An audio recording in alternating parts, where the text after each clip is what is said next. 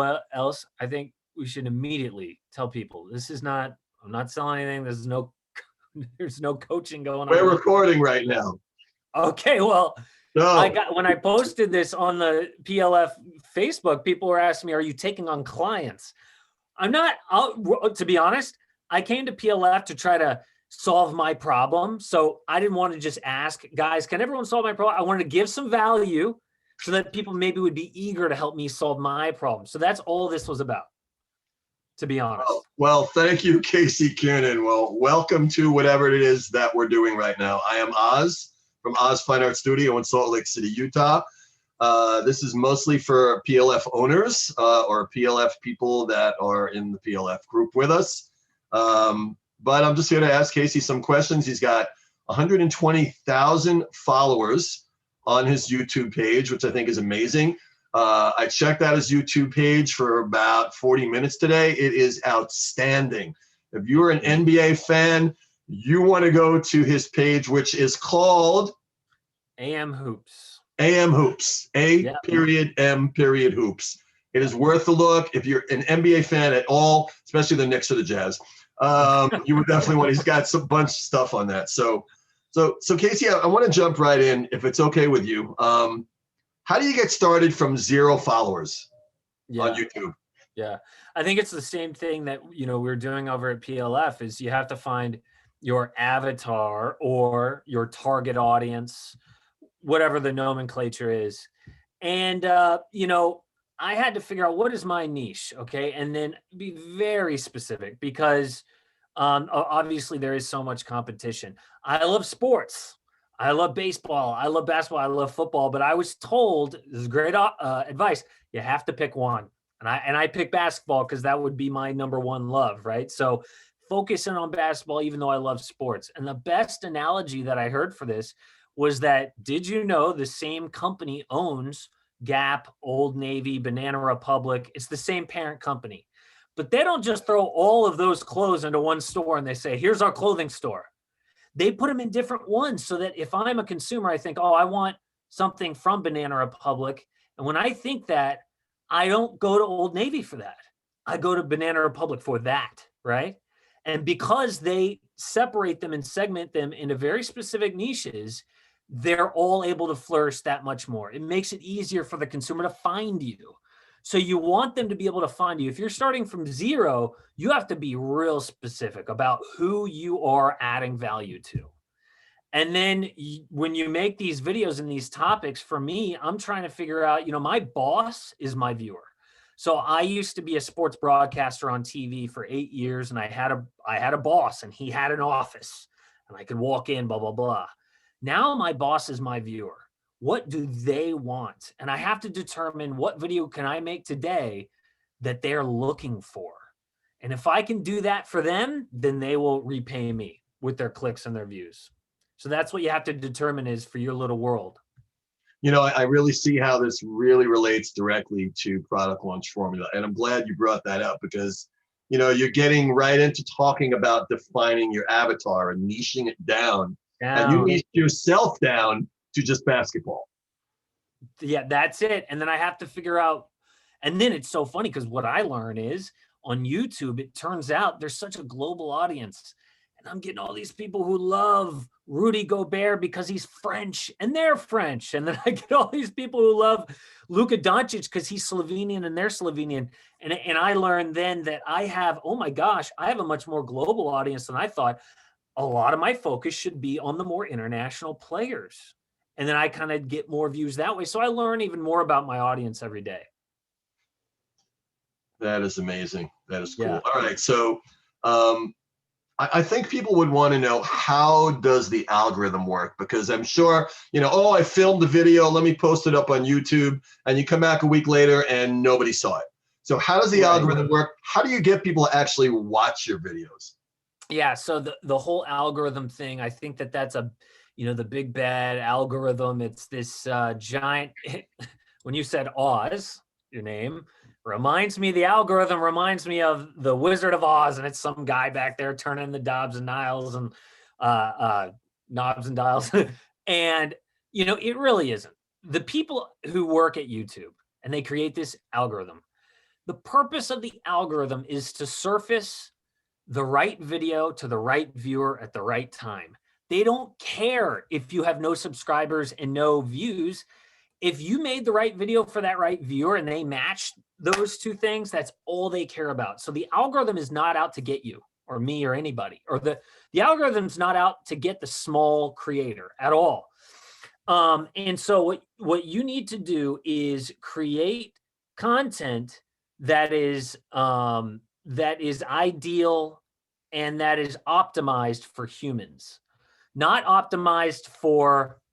You'll hear all this advice for, oh, you got to pack in the keywords, and if you get the right keywords in there, then and you say the right keywords and all this stuff, then it'll trigger the algorithm. If you put the term baked potato into your description 5 times in the first sentence, the algorithm will know it, and then they'll surface it to all the people looking for how to bake the perfect baked potato. That's not true. All that stuff is how YouTube used to operate pre-2012. Since then, they've learned more about the fact that you don't need to worry about all this stuff about keywords and things like that. It's really all about people. If you can write a title and create a thumbnail and all that, that really appeals to a human, you've beat the algorithm. It has nothing to do with a computer anymore. And the best example of this that I could think of was this guy said that his little girl wanted to learn how to draw a cat. And she typed in how to draw a cat. And the number one thing that popped up on the search results was this husky puppy. And it was a very cute little husky puppy. But below all that were all these how to draw cats. But the little girl looked right at the husky puppy and said, oh my gosh, that's what I want to click. And she clicked on it real quick. And before the dad could say, wait, that's not a cat, she already knew that's exactly what I want. Because the YouTube algorithm knew when she typed that in, the little girl, because they knew she was a little girl because it was her little girl iPad, they knew if they surfaced that husky puppy, that's actually what she would want to see. And that's kind of freaky. So my point is that even though it was about a husky puppy and she typed in how to draw a cat, the algorithm knew enough 6-year-old girls had typed that in, and what they really wanted was that husky puppy. I don't know if that makes sense to you, but my point is that it's all about optimizing for humans. So when you think trying to beat the algorithm, forget that. Just think, as a person, what would I want to see when I make this video, when I type in this title and all that kind of stuff. That's interesting. So we discussed earlier before I started recording, I put a video up on YouTube, and I have basically no following, maybe 25 people. My Instagram has maybe 300 or 400 followers, but I put a video up that got 1,500 people watching it that was basically talking about how to put multiples on OpenSea for NFTs. 90% of the people have no idea what I just said, but artists looking to take their art and make it digital and make money with it would see that and go crazy. But with almost no following on either YouTube or Twitter, how did I get 1,500 people there? And it's growing every day. Yeah, because of a lack of competition. So, there's this, if you created a graph, where there's, supply and demand, it's supply and demand. So you found a topic that there was a lot of demand for, but almost no supply. So I niched it down. This is what Jeff Walker talks about enough that when people saw it, they're like, hey, nobody else is doing that. Nobody else was doing that. So of course your video got surfaced, even though you don't have any subscribers, blah, blah, blah. The purpose of the algorithm is to surface the right video to the right viewer at the right time. Wow. And it doesn't matter how many viewers you have or how many subscribers. Your video was the right video for those people at the right time. So YouTube's been refining their process for so long that they know how to surface that video, man. And they want people to stay on their platform for as long as possible. So, everything is about your avatar. If we really think about it, everything is about defining who is looking for what I have to offer. Correct. Yeah. Yeah, it's all about them. It's all about adding value to them. Yeah. Wow, that is awesome. Thank you, Jeff Walker. So Yeah. we talked earlier about thumbnails, not these, but thumbnails that are actually one piece of your video and why it's so important. Because I guess I have never thought about thumbnails. I wish that I could search your video to see what your title and your thumbnail look like, but that's not relevant because maybe your video is kind of one of a kind, so it doesn't matter. But for 99% of videos, there will be a lot of competition. So, this is the most important thing. And it's funny that we're kind of talking about this last, but this is the most important thing. The best content in the world will not be seen if it's hidden behind a bad title and a bad thumbnail. And the purpose of a title and a thumbnail is to create a question in someone's mind. I hate to say this, but think about clickbait, right?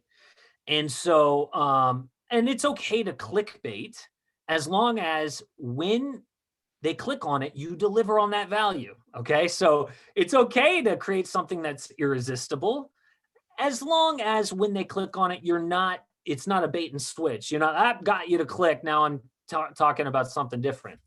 So, one of my more popular videos is called What Happened to Kyle Korver?